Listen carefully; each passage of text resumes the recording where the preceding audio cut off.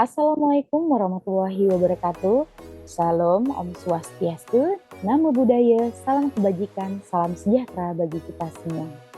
Perkenalkan, nama saya Anissa Arizona Bandi, SAB MA. Saya adalah salah satu dosen tetap program Sarjana Institut Ilmu Sosial dan Manajemen Setiami, Fakultas Ilmu Administrasi dengan Prodi Administrasi Bisnis. Pada kesempatan kali ini, saya membuat video sebagai persyaratan pernyataan diri dosen pada unjuk kerja Tridharma Perguruan Tinggi atau PDD UKT-PT pada bidang pengajaran sebagai salah satu instrumen penilaian pada Serdos Smart tahun 2024. Berikut, saya akan paparkan deskripsi mata kuliah perilaku konsumen yang merupakan mata kuliah dengan bobot 3 SKS yang diambil pada mahasiswa semester genap Program Studi Administrasi Bisnis. Penyampaian mata kuliah ini melalui metode DIA, yaitu Delivery, Interaction, and Assessment, di mana delivery saya menyampaikan materi kepada mahasiswa berupa slide dan penjelasan terkait materi dan video pembelajaran terkait mata kuliah perilaku konsumen. Lalu, Interaction, di mana saya memberikan kesempatan kepada mahasiswa melakukan tanya jawab terkait mata kuliah perilaku konsumen. Yang berikutnya assessment, di mana saya memberikan penilaian secara objektif pada mahasiswa sesuai dengan penilaian absen sebesar 10%, perilaku 10%, tugas dan kuis 20%, UTS 25%, serta UAS sebesar 35%. Mata kuliah perilaku konsumen ini memberikan pengetahuan mengenai teori, konsep, dan perilaku konsumen, di mana mahasiswa diharapkan memiliki pemahaman dasar mengenai perilaku konsumen yang dapat digunakan dalam penyusunan strategi pemasaran yang efektif dan pengambilan keputusan bisnis. Materi yang akan dipelajari diawali dari konsep dasar perilaku konsumen dan konsumen sebagai individu, pengaruh lingkungan dan keluarga dalam perilaku konsumen, serta proses pengambilan keputusan.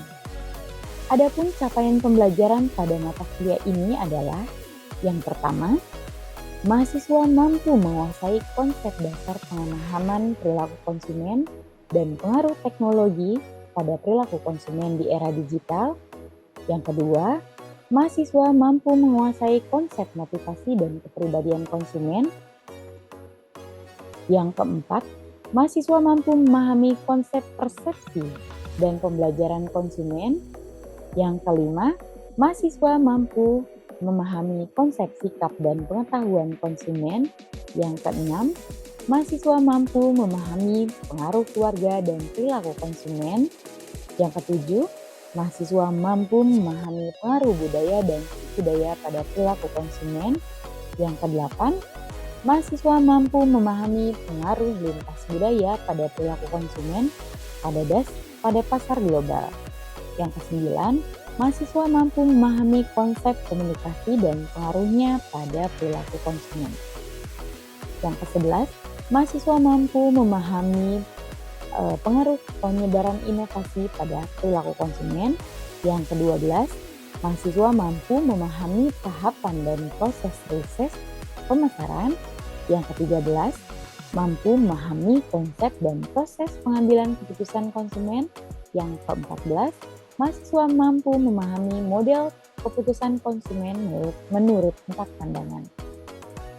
Dalam penyampaian perkuliahan, saya menggunakan slide berupa presentasi, literasi buku, jurnal yang berkaitan dengan proses belajar mengajar, dan saya juga berkolaborasi dengan praktisi mengajar dalam mata kuliah organisasi dan manajemen bisnis, di mana program ini adalah program yang mendorong kolaborasi aktif praktisi ahli dengan dosen agar terciptanya pertukaran ilmu dan keahlian yang mendalam dan bermakna antar sivitas akademika di perguruan tinggi dengan profesional dunia kerja. Kolaborasi ini dilakukan dalam mata kuliah yang disampaikan secara daring dan luring dengan tujuan menciptakan lulusan perguruan tinggi yang siap kerja dan lulusan yang unggul, berdaya saing, dan berakhlak mulia. Berikut saya akan menyajikan video rekaman mata kuliah perilaku konsumen dan kolaborasi dari praktisi mengajar. Selamat menyaksikan. Berikut adalah definisi budaya, yaitu budaya merupakan segala nilai, pemikiran, dan simbol yang mempengaruhi perilaku, sikap, kepercayaan, dan kebiasaan orang dan masyarakat. Suara saya terdengar jelas ya, teman-teman? Jelas, Bu. Jelas ya. Jelas-jelas Bu. Baik, budaya ini sifatnya abstrak, teman-teman. Budaya itu tidak bisa bentuk gitu ya, berupa bentuk gitu, tapi berupa abstrak. Dapat pula berbentuk objek material. Maksudnya bersifat abstrak itu, contohnya ketika misalnya anak muda harus menghormati yang lebih tua, itu adalah budaya. Dan misalnya untuk yang berbentuk objek material itu ketika mungkin contohnya di Jakarta ada patung-patung ornamen yang mencerminkan kebudayaan dari daerah misalnya, atau seperti di GWK ya di Bali itu mencerminkan dari objek material. Nah, ini budaya konsumen ini menjadi sangat penting karena mempengaruhi faktor konsumen dalam keputusan pembelian, teman-teman. Yang berikutnya, teman-teman, ini unsur budaya. Berikutnya ada norms atau norma. Norma ini lebih spesifik dari nilai. Norma akan mengarahkan seseorang tentang bagaimana berperilaku yang diterima dan tidak diterima. Nah, ini juga norma adalah aturan masyarakat tentang sikap baik dan buruk, boleh atau tidak. Ini ada enacted norms, yaitu norma yang disepakati berdasarkan aturan pemerintah dan ketatanegaraan. Ya, semua diatur dalam undang-undang di Indonesia. Bagaimana misalnya ketika seorang pengendara motor tidak memakai helm gitu, makanya ditilang gitu. Nah, ini sudah diatur oleh undang-undang. Pastinya norma ini juga berbeda ya di negara lainnya gitu, nggak di Indonesia aja. Pastinya ada kebijakan-kebijakan atau peraturan-peraturan yang memang ditetapkan oleh pemerintah tersebut. Yang berikutnya ada classic norms, yaitu norma yang ada dalam budaya dan bisa dipahami dan dihayati jika orang tersebut berinteraksi dengan orang-orang dari budaya yang sama. Ketika misalnya adanya suatu kesepakatan gitu, adanya kesepakatan bersama dalam diskusi atau musyawarah di rapat RT atau di rapat lingkungan gitu, karena ada interaksi dengan budaya dari lokasi yang sama, dari daerah yang sama, tentunya ini akan mudah dihayati, mudah dipahami. Nah, ini juga misalnya juga ya, selain ada kesepakatan bersama tadi, misalnya ada norma-norma di masyarakat ketika misalnya kita lagi diundang atau menghadiri misalnya makan malam kenegaraan gitu, kita diundang misalnya sama Presiden Jokowi lah gitu. Pastinya ada tata krama cara makan yang baik gitu. Misalnya nggak boleh sendoknya bunyi, terus kalau sendok sup itu yang agak cekung, terus juga minyak itu nggak boleh bunyi kan. Di keluarga juga suka dikasih tahu kan kalau kita makan tuh nggak boleh bunyi gitu, atau juga ketika sedang makan tidak boleh buang angin gitu, atau sedang rapat resmi gitu nggak boleh buang angin, ada tata krama gitu. Kalau creative norms lebih ke interaksi dari orang-orang yang sama dengan budaya yang sama, seperti itu. Yang berikutnya adalah unsur budaya, kebiasaan atau custom. Nah, ini berbagai bentuk perilaku dan tindakan yang diterima secara budaya diturunkan dari generasi ke generasi. Misalnya kalau di Jawa Tengah ada upacara sekaten menyambut Maulid Nabi di Jawa Tengah. Terus ada ngaben di Bali karena upacara adat prosesi pembakaran orang yang sudah meninggal yang terkait dengan kematian, terus dilarung ke sungai.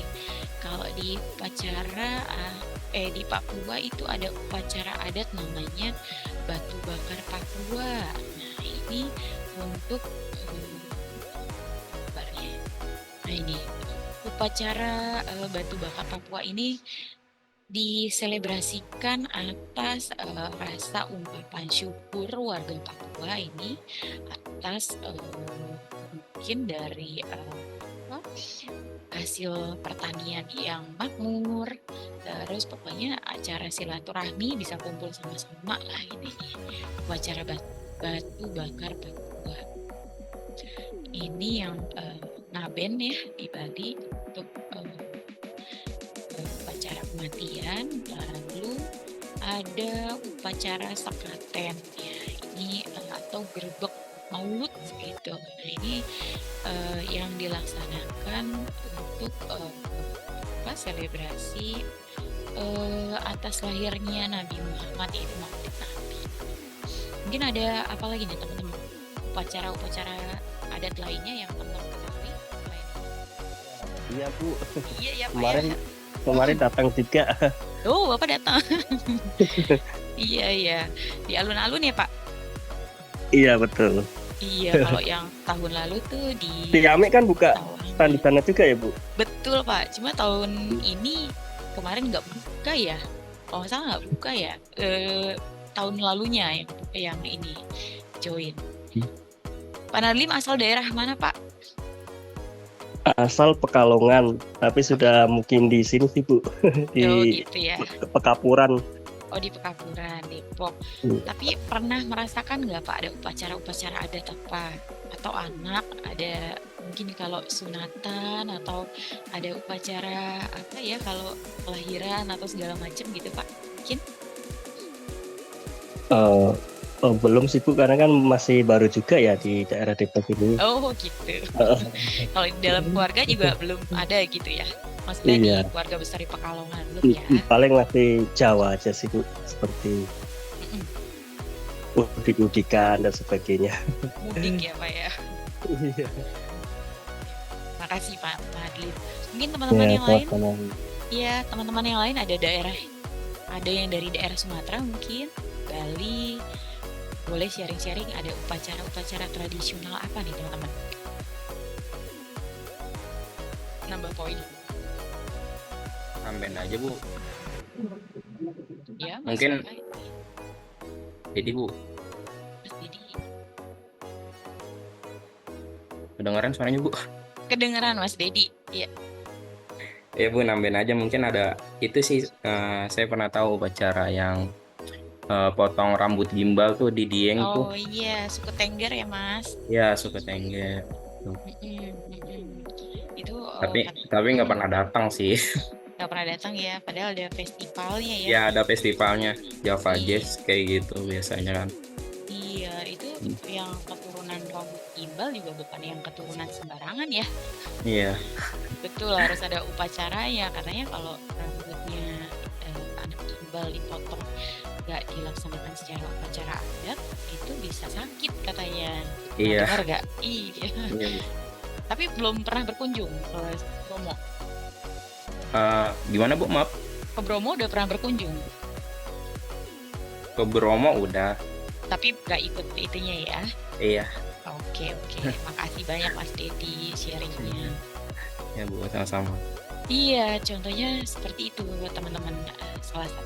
Salah empatnya tadi ada tadi ngaben, sekaten, terus mungkin ada lebaran ketupat, lebaran tadi Kota Depok. Nah, yang lain-lainnya mungkin bisa tulis di kolom chat teman-teman. Kalau dari daerah asal teman-teman ada upacara lainnya gitu, saya akan ini kan direkod ya, saya akan tambah di poin. Ya udah, biar tak. Oke, dipersilakan Mbak Husna. Nah, saya ingin mempresentasikan brand personality produk Wardah. Pertama itu ada pengertiannya. Brand personality adalah cara yang dipresentasikan oleh konsumen terhadap merek seperti karakter atau kepribadian yang terkait dengan merek tersebut. Ini mencakup atribut-atribut seperti gaya, sikap, nilai, dan citra yang dimiliki oleh merek dalam pemikiran konsumen. Dengan membangun pemeliharaan brand personality yang konsisten, merek dapat menciptakan ikatan emosional dengan konsumen dan membedakan dirinya dari pesaing. Mana nih bisa bantu? Yang dari Korea itu bukan? Siapa yang muslimah Korea? Atau Dewi Sandra atau siapa? Makanya masih Dewi Sandra juga, Bu.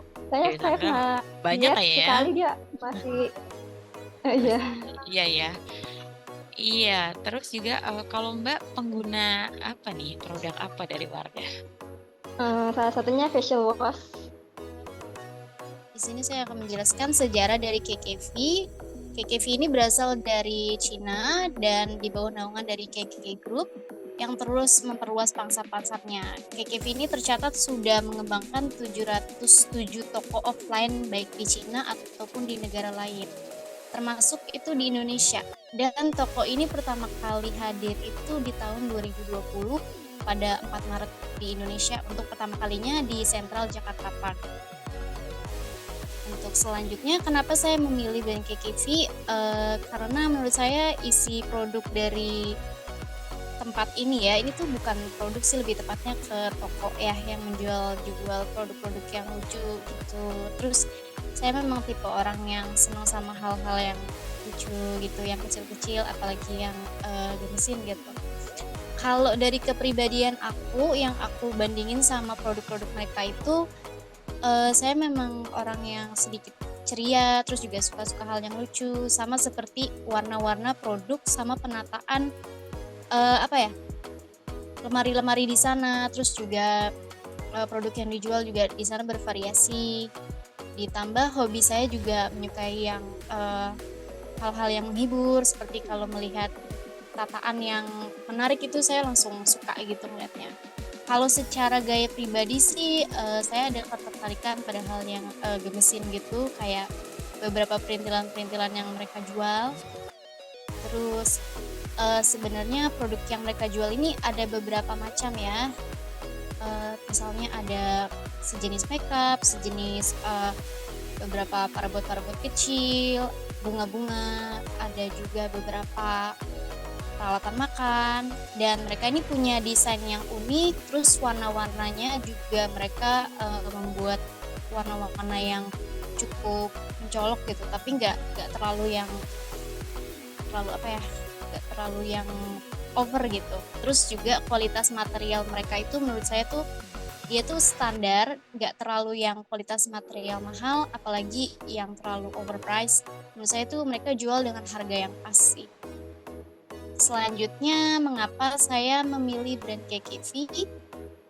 Yang pertama, kepribadian saya sama. Seperti tadi, mencerminkan kepribadian yang suka hal-hal yang menggemaskan, yang lucu. Yang kedua, kualitas yang tak tertandingi. Menurut saya, KKV ini bisa disaingin sama produk-produk luar yang lainnya. Seperti contohnya mereka menjual perintilan yang misalnya kita beli Dior itu bisa 30 juta ikat rambutnya atau yang lain. Kalau di sini kita bisa dapat dengan harga yang standar tapi kualitas juga punya. Nomor 3, reputasinya terpercaya, di mana saya juga sering mengunjungi KKV di mana-mana sih, dan saya percaya kalau memang mereka jualnya juga produk yang bagus ya, dan semua yang dipajang itu produk yang benar-benar berkualitas.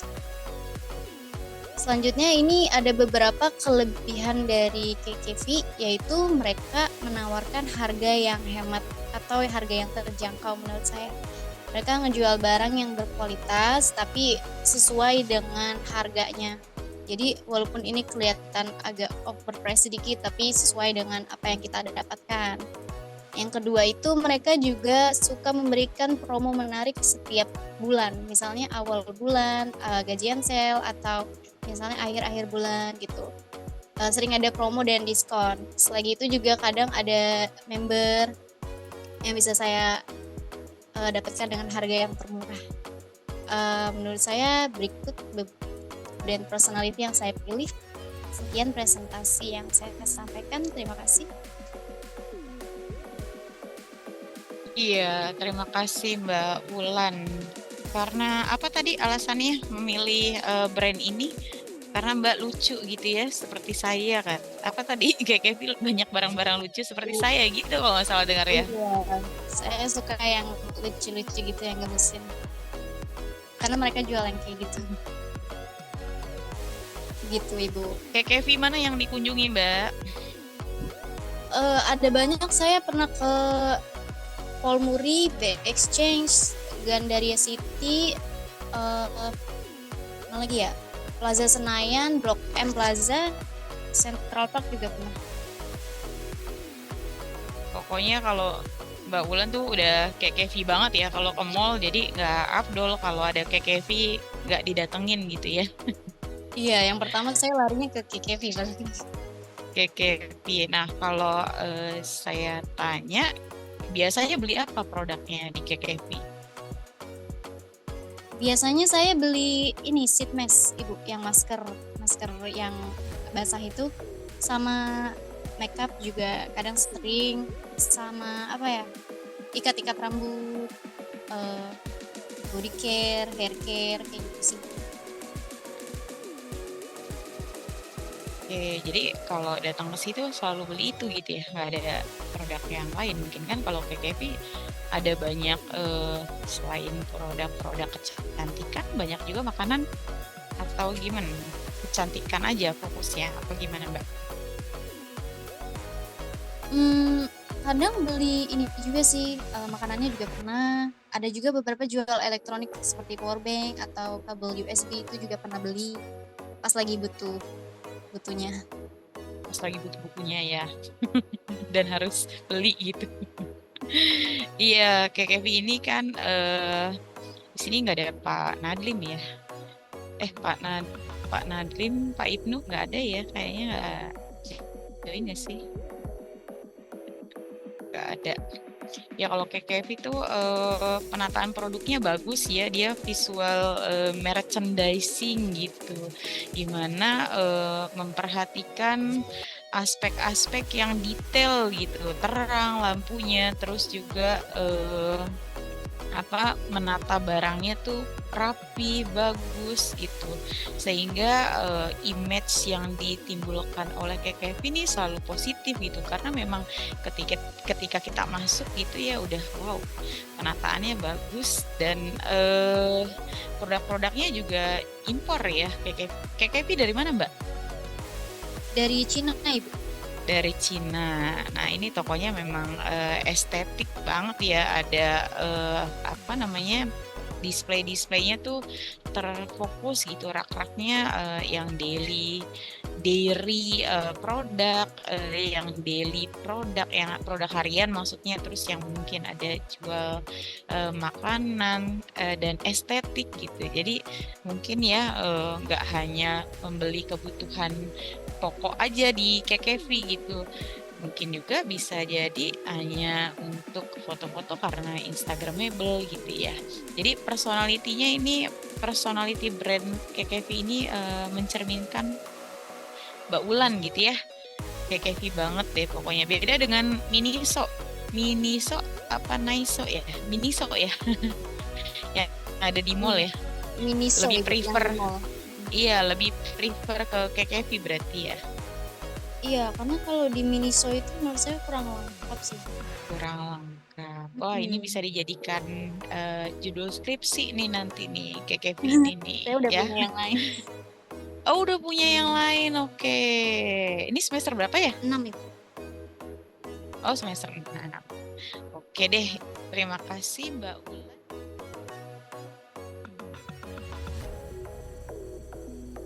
Memperkenalkan memberikan pelatihan singkat ya, orientasi, itu yang dilakukan di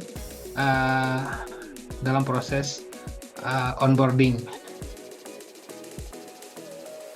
ya. Jadi merupakan hal yang krusial juga sih sebenarnya compensation and benefit management ini ya. Jadi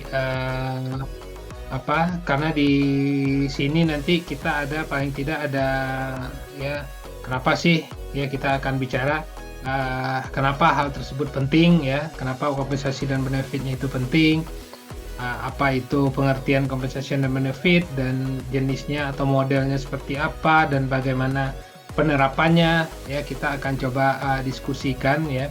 Jadi seperti yang sebelumnya juga saya bilang, teman-teman silakan nanti kadang-kadang berdasarkan pengalaman yang saya sampaikan, berdasarkan pengalaman ada yang terlupakan ya.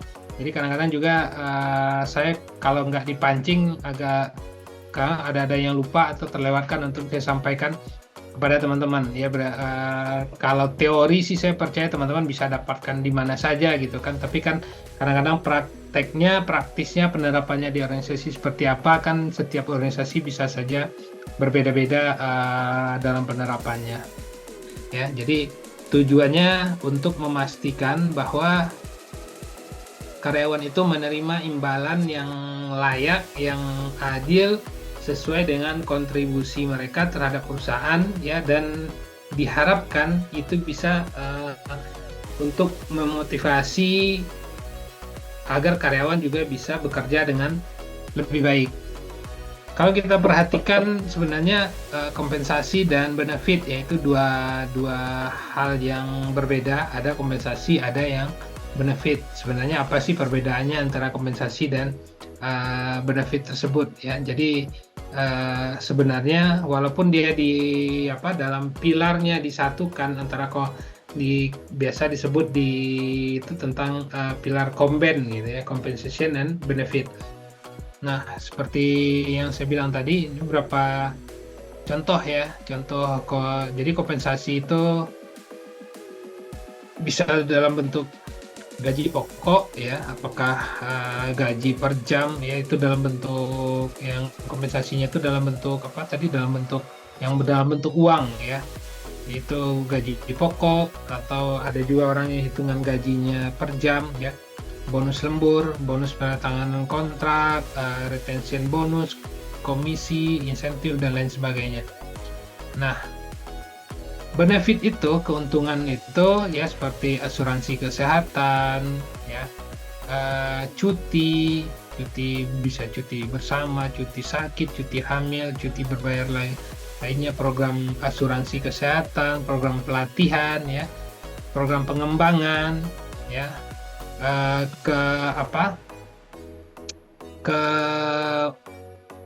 kemudahan atau fleksibilitas dalam melakukan pekerjaan yang tidak harus datang ke kantor, seperti bisa remote atau hibrid. Nah, itu juga masuk dalam benefit yang ditawarkan oleh suatu perusahaan ya.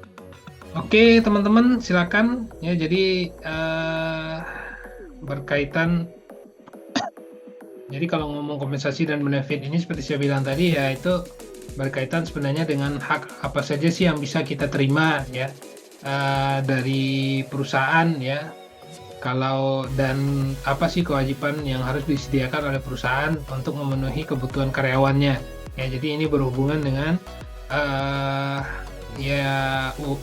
duit sih ya, ujung-ujungnya duit nih, hitung-hitungannya. Kita kira-kira perlu ada tugas lagi nggak teman-teman? Masih ada satu lagi sih ya. Mungkin nanti tugasnya yang gampang-gampang aja, teman-teman mungkin udah banyak tugas ya dari dosen lainnya, mungkin bikin PPT segala macam. Nanti saya akan infokan, mungkin kuis lah, bisa via WA nanti. Kita sharing-sharing diskusi via WA, tapi semuanya harus komen gitu. Kayaknya seperti itu aja deh yang gampang. Ya, teman-teman terima kasih banyak. Selamat beraktivitas kembali. Kita akhiri perkuliahan hari ini. Wassalamualaikum warahmatullahi wabarakatuh. Terima kasih banyak teman-teman. Waalaikumsalam warahmatullahi wabarakatuh. Iya, sama-sama. Terima kasih. Boleh meninggalkan Zoom. Iya, terima kasih. Hati-hati di jalan, yang sedang di jalan. Selamat makan. Selamat malam. Demikian deskripsi singkat dari mata kuliah perilaku konsumen. Semoga dapat memberikan gambaran mengenai kinerja pengajaran yang saya lakukan. Saya ucapkan terima kasih kepada seluruh tim penilai dan tim panitia sertifikasi dosen Direktorat Sumber Daya Dirjen Dikti, Ristek Dikti, Kemendikbud, dan tidak juga lupa saya ucapkan terima kasih kepada manajemen Institut Stiani, rekan sejawat dan mahasiswa yang telah membantu dan mendukung dalam program Serdos Smart tahun 2024. Terima kasih. Salam sejahtera. Wassalamualaikum warahmatullahi wabarakatuh.